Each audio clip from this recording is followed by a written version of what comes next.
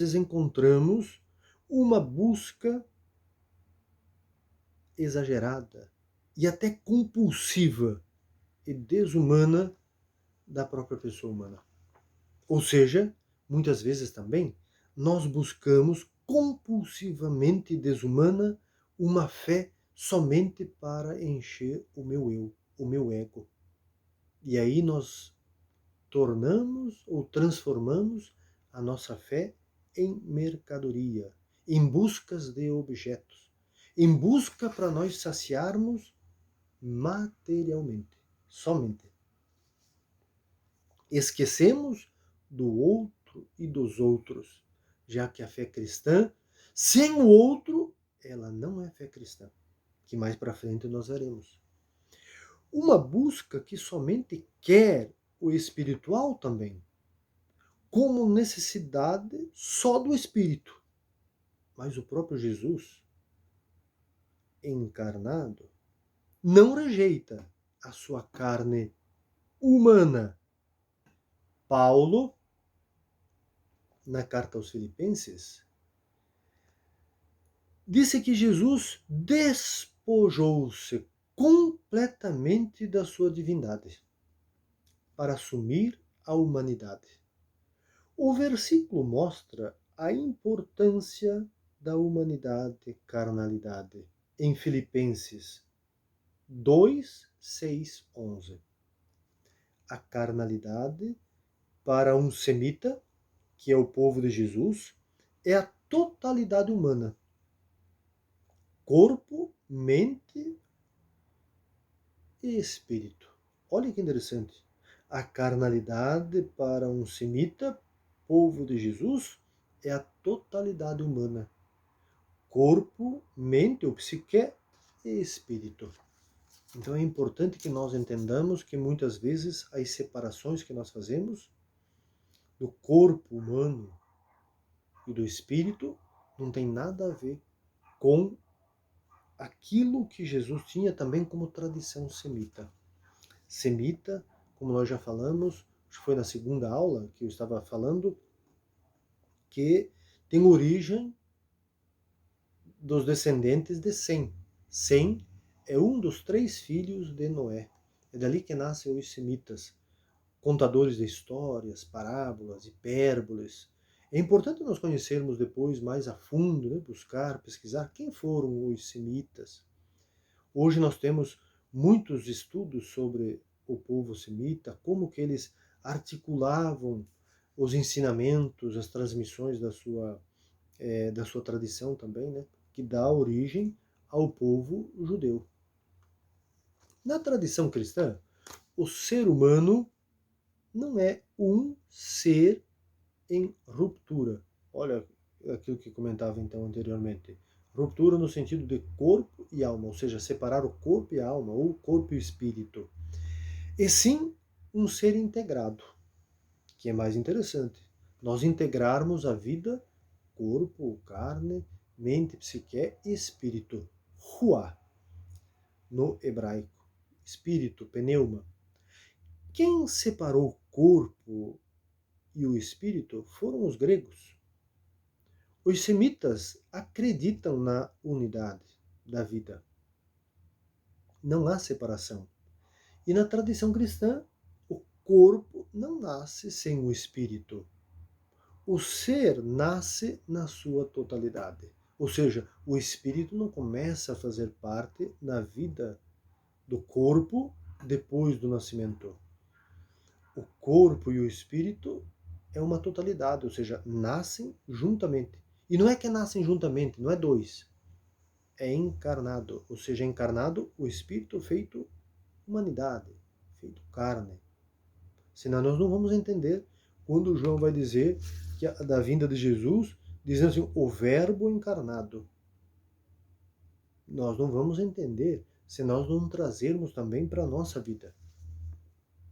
Por isso que a tradição cristã revela o quanto que os aspectos humanos são relevantes, inclusive o espiritual. O perigo é esquecermos que somos, então, seres humanos com várias necessidades. Isso não foi diferente com Jesus. Quais eram, então, as necessidades humanas de Jesus?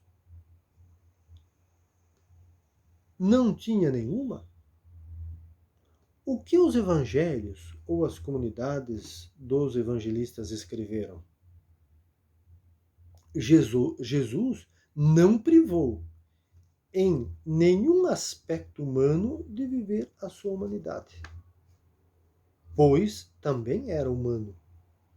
Na tradição cristã, temos os cristãos e as cristãs que contribuíram com a propagação da fé. E voltando a uma fé não abstrata, e sim também prática. Encontramos na vida dos discípulos organizadores e organizadoras, como os padres e as madres das primeiras comunidades cristãs. São chamados de padres, e aqui é interessante nós entendermos, não é padres como nós temos dentro do mundo da Igreja Católica, que é o sacerdote, que também é chamado de padre. Aqui, os padres e também as madres são aqueles e aquelas que organizaram comunidades e igrejas depois da morte dos discípulos e discípulos de Jesus. São os discípulos dos discípulos, as discípulas das discípulas. Ou seja, os que estão dando continuidade e abriram comunidades, organizaram comunidades e guardaram e propagaram a tradição da fé. E podemos então encontrar, por exemplo, na vida e missão de Justino, Tertuliano, Lourenço, que foi diácono, e tantas pessoas que viviam ou viveram a fé sem esquecer dos abandonados. Olha que interessante. E a tradição, por isso que é importante então lermos a Bíblia com esse olhar. Não esqueceram dos pobres, dos órfãos, viúvas, doentes, estrangeiros, que são os forasteiros e outros necessitados. Toda esta prática, não esquecer dos pobres, órfãos, viúvas, doentes, estrangeiros, os presos, outros necessitados, faz parte do Antigo Testamento. Nós vamos encontrar em muitos profetas. E no mesmo tempo nós vamos encontrar no livro do Deuteronômio, no livro do Êxodo, não esqueça dos fragilizados. E isso também é tradição. Como nós poderíamos, então, fazer um curso, estudar sobre Bíblia, sem esta tensão no sentido atenção, né? Não é tensão, atenção, sem esta atenção com essas pessoas. Porque essas pessoas, quando nós falamos então, essas pessoas que estão em situações de abandono, também é uma denúncia. Eles também, dentro da tradição cristã, e a tradição até mesmo dos profetas, se tornam verdadeiros profetas e profetisas. Porque eles denunciam que alguma coisa não está coerente ou conveniente com a fé cristã. Pois, meus caros amigos e amigas, se existem pobres, órfãos, doentes abandonados e necessitados, miseráveis, é claro que isso é uma denúncia. Quer dizer que a sociedade que se diz cristã, por exemplo, no Brasil, por que no Brasil existem tantas pessoas na pobreza, pessoas miseráveis? Isso não quer dizer nada para um cristão e cristã? É claro que é uma denúncia. Então eles são profetas. Elas são profetisas. Estão denunciando que a nossa fé cristã não vai bem. Estão denunciando que a tradição está ausente. Porque esses ensinamentos estão dentro da tradição, tanto a tradição judaica quanto a tradição cristã. Veja então que, mais uma vez, os cristãos e as cristãs trouxeram para dentro da comunidade o ensinamento do judaísmo, ou dos judeus, que vieram antes deles e delas. Temos urgentemente que voltar a este exemplo de fé. Igreja, tradição. Senão, a nossa crença será sempre intimista, egoísta e narcisista, como já foi comentado. Isto é não o ensinamento de Jesus. Isto não é ensinamento de Jesus. E nem a configuração da tradição cristã. É só então confirmarmos na fé dos apóstolos e das apóstolas. Nunca esqueceram a fé em sintonia por ser fundamentada na caridade, no amor e na prática da fé com os que estão, sem dúvidas, necessitados e necessitadas. Na vida cristã, a tradição não é teorização da fé. E isso é importante para nós, então. Mas a experiência, e somente pode ser experiência, se nós fizermos este entrelaçamento com a comunidade. O próprio Jesus e a tradição, ou o próprio Jesus que é a tradição, seguem onde 2 ou 3 estiverem reunidos, ali eu estarei. É para dizer a importância do outro. Como que esse Jesus se faz no meio das pessoas. Eu estou no meio de vós, caminhando junto. Vejamos como que a fé cristã faz referência na vivência humana, com a pessoa humana. Senão, quando se fala que o amor é o principal mandamento, pode ser um equívoco. Somente é possível amar profunda e verdadeiramente na teologia e tradição cristãs quando a primeira carta de João se faz caminho na direção da experiência. O apóstolo João escreveu que o amor está na partilha entre Deus, o outro e nós. Olha que interessante. O apóstolo João escreveu que o amor está na partilha entre Deus, o outro e nós. Isto é tradição cristã. Esta é uma necessidade que temos que descobrir humanamente, divinamente, juntos. A fé precisa ser vivida, viva e com a vida. A Bíblia da tradição judaica cristã é uma maneira de conhecer os ensinamentos dos primeiros cristãos ou das primeiras comunidades, as primeiras referências ao judaísmo. É algumas observações realizadas por Jesus. Uma perspectiva que nem os patriarcas e nem os profetas alcançaram também realizar. Jesus trouxe outra concepção de Deus, de fé, da pessoa, da religião, do lugar sagrado, do mundo, da mensagem. E aí nós podemos trazer então para o nosso mundo do cristianismo, onde nós temos as igrejas, né? Jesus trouxe outra perspectiva até mesmo para a igreja, sem dúvidas, e traz, né, todo dia. É só nós lermos os evangelhos.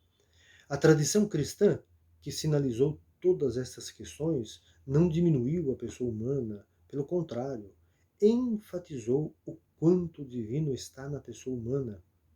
Senão Jesus é uma farsa. O divino está profundamente no humano, que se tornou humano em Jesus. Nesta interface com o face a face, com o outro, nosso irmão e nossa irmã. E esse interface a face uns com os outros é o que Jesus nos ensina, próprio também dos semitas. Os semitas viviam profundamente esta comunicação. Então é importante que tenhamos esta vivência, esta compreensão. Como que é importante este interface no sentido de encontrar-se no outro, com o outro, a partir do momento que nós temos esta conexão também facial, essa empatia, essa alteridade, esse altruísmo, essa necessidade que temos uns dos outros para sermos também humanos. O eu e o tu e o eu, o livro belíssimo do judeu Martin Buber. Quem gostaria de conhecer, está também disponível esse livro na internet. O nome do livro se chama Eu e Tu.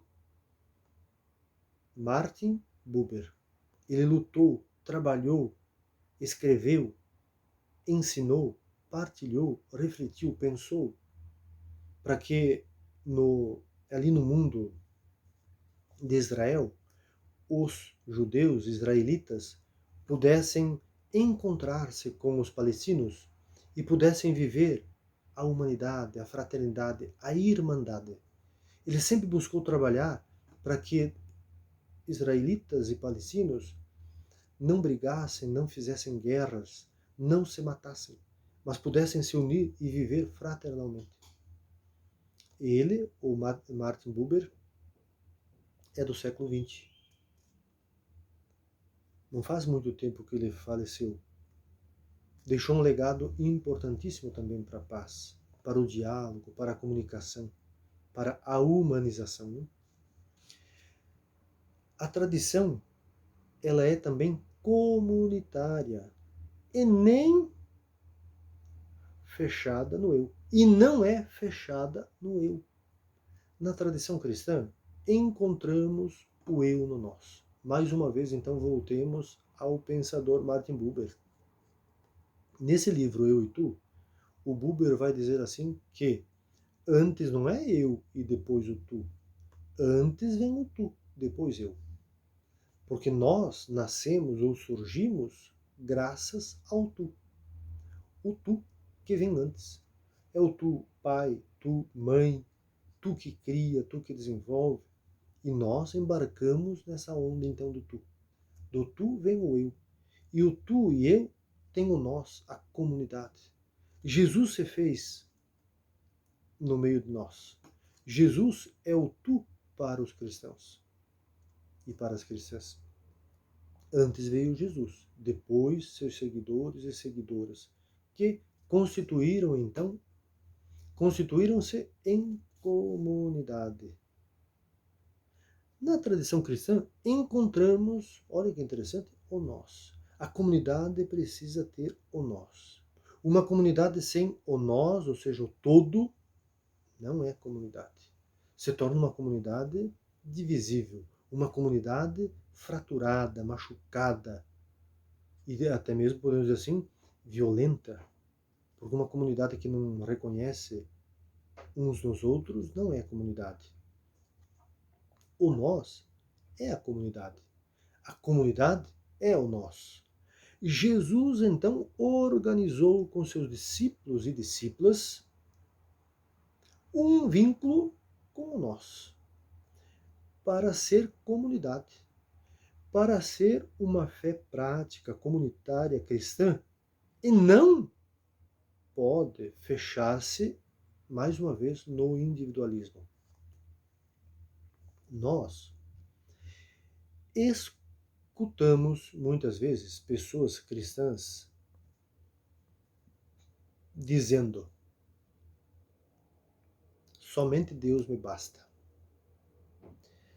Nesta expressão, usemos então a teologia cristã e perguntemos: será?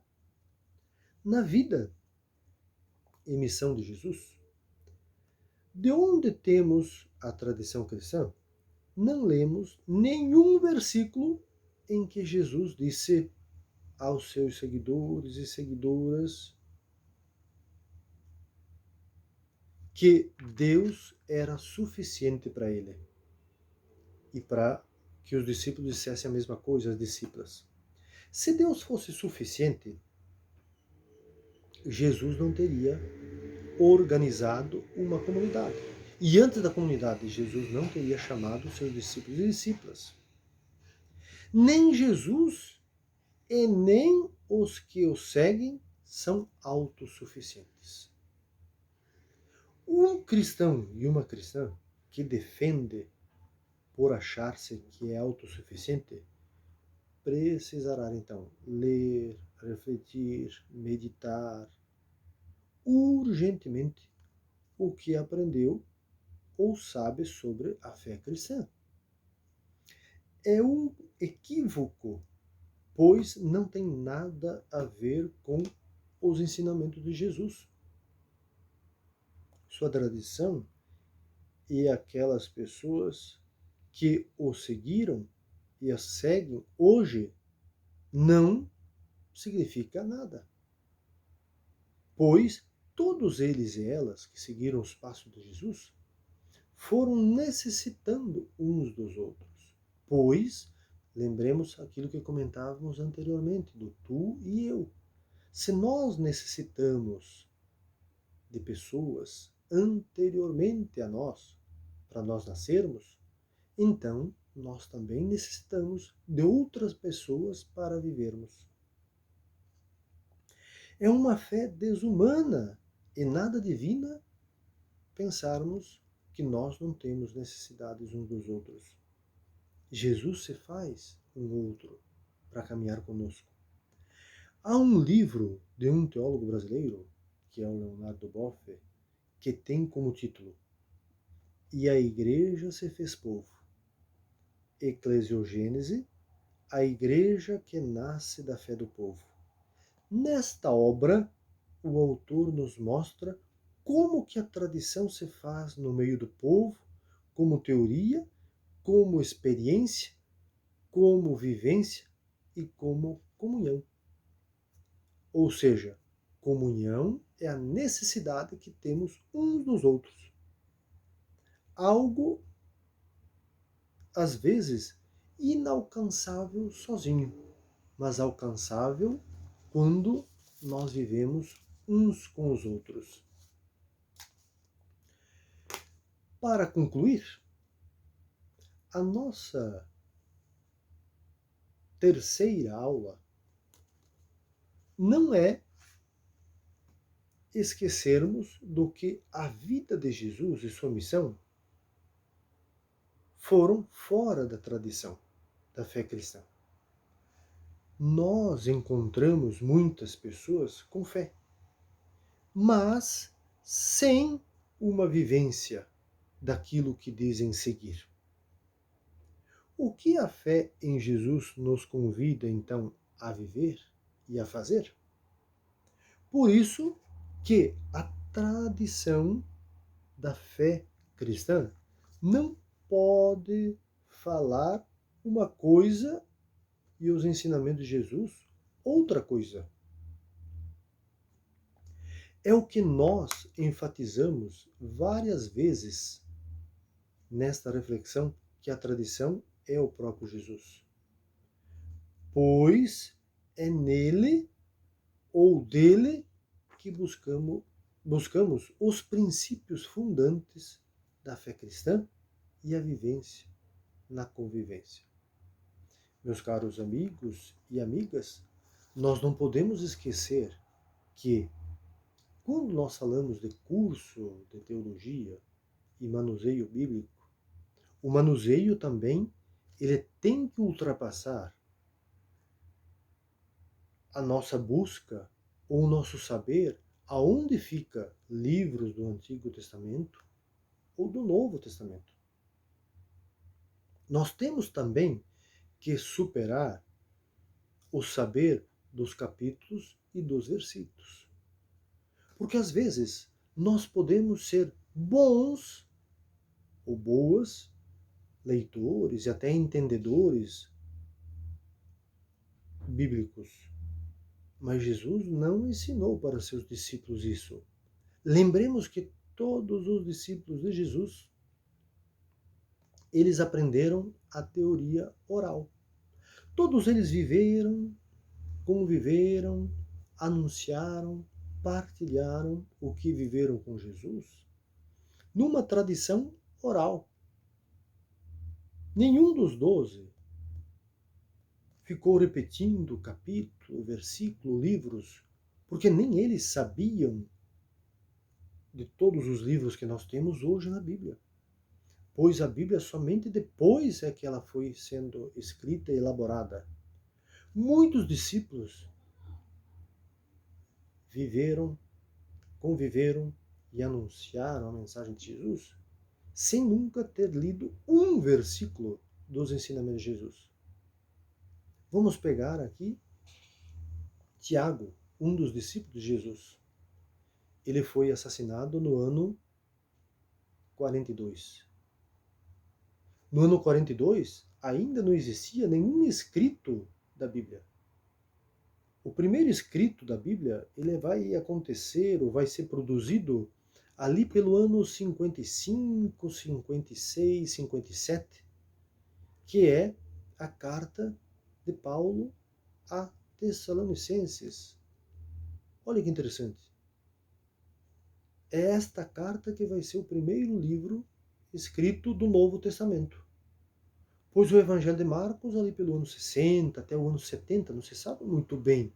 Então, Tiago, o tempo que ele viveu, ele anunciou a partir da tradição oral. Nós hoje temos a tradição escrita e temos a oportunidade de mostrar e ajudar, então, que outras pessoas possam ler,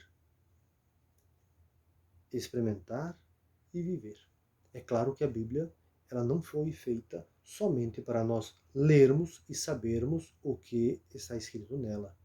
Mais do que ler, mais do que falar da Bíblia, Jesus nos convida a vivermos os seus ensinamentos. O que é importante dentro da tradição é saber viver o que é mais importante na fé. Talvez o essencial é nós nos reconhecermos que somos realmente todos irmãos e irmãs uns dos outros. E por intermédio de nós nos encontrarmos como irmãos e irmãs, irmãos e irmãs uns dos outros, evitar qualquer tipo de violência ou diminuição uns dos outros. Um abraço a todos e a todas. Até a próxima aula.